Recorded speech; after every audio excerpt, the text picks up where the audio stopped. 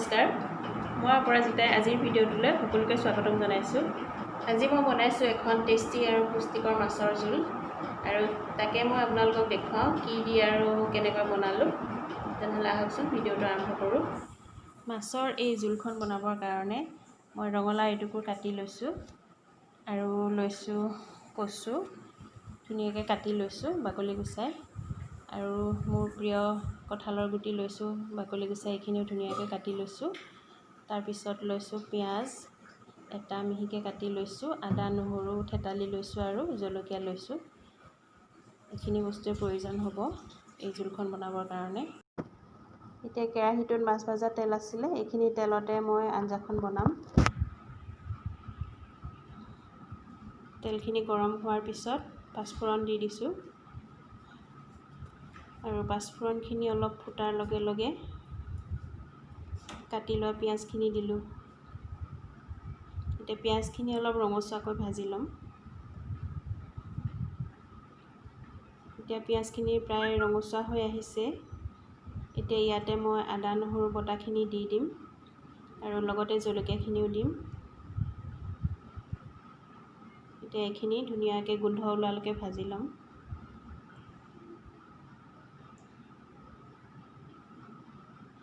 এতিয়া ভজা হৈ গৈছে, ইয়াতে মই কঁঠাল গুটিখিনি দি দিছোঁ। কঁঠাল গুটিখিনি অলপ সময় ভাজি ল'ম যাতে অকণমান কোমল হৈ যায়।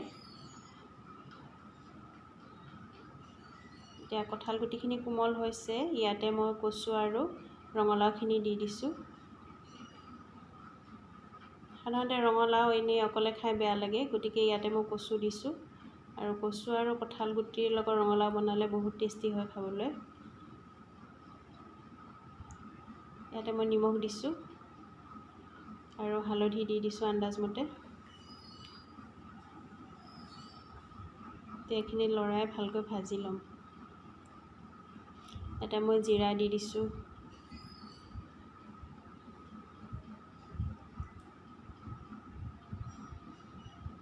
এতিয়া ঢাকনি লগাই দিছোঁ, ঢাকনি লগাই অলপ সময় সিজাই ল'ম।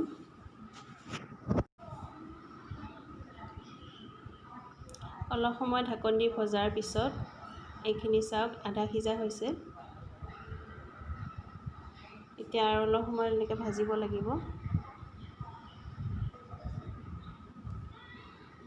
এতিয়া ইয়াতে অলপ পানী দি দিছোঁ মই, যাতে কচুখিনি ভালকৈ সিজে, কাৰণ কচু আধা সিজা হৈ থাকিলে খজুৱাব।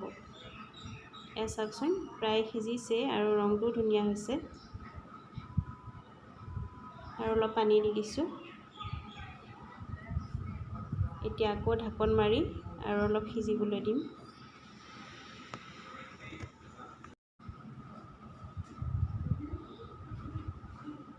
এয়া চাওক ভালকৈ সিজি গৈছে, এইখিনি ৰংটো কিমান সুন্দৰ লাগিছে। এয়া ভাজি আমি এনেও খাব পাৰোঁ মাছ নোহোৱাকৈ, এনেও এখন লাবৰা ভাজিৰ নিচিনা বৰ ধুনীয়া ভাজি হয় এখন, আৰু মোৰ এখন পচন্দৰ ভাজি।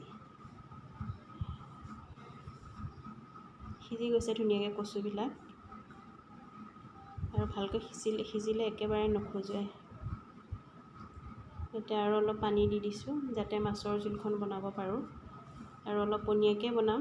সাধাৰণতে গৰমত অলপ পনীয়াকৈ খাই ভাল লাগে।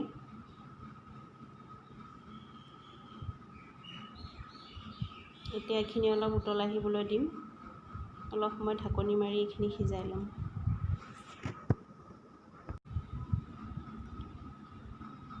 অলপ সময় ঢাকন দি সিজোৱাৰ পিছত এতিয়া আমি জালুকৰ গুড়ি অলপ ছটিয়াই দিলোঁ ইয়াতে, কাৰণ কচুতটো জালুক দিবই লাগিব। এতিয়া মাছ দিবলৈ ৰেডি হৈ গৈছে।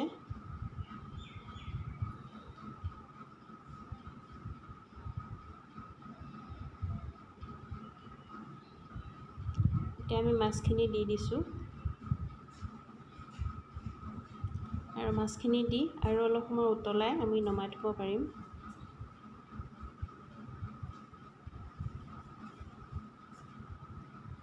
আৰু গৰমত এই তৰকাৰীখন বৰ ভাল লাগে খাই, নেমু চেপি খালে বৰ ভাল লাগে।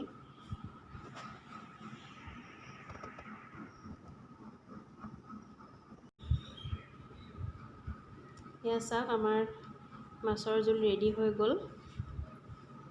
এতিয়া আমি নমাই পেলাই ঠাণ্ডা কৰি পৰিৱেশন কৰিম। এয়া চাওক, অতি সহজতে এখন আঞ্জা প্ৰস্তুত হৈ গ'ল আৰু খাবলৈ বহুত টেষ্টি। আৰু ঘৰত একেবাৰে সহজতে পোৱা কচু আৰু ৰঙালাও, কঁঠাল গুটিটো এতিয়া পায়েই, ইয়াৰে মই বনাই দিলোঁ। কেনেকুৱা পালে আপোনালোকে জনাবচোন। আৰু যদিহে ভাল পায় ভিডিঅ'টো লাইক কৰিব, কমেণ্ট কৰিব আৰু শ্বেয়াৰ কৰিব।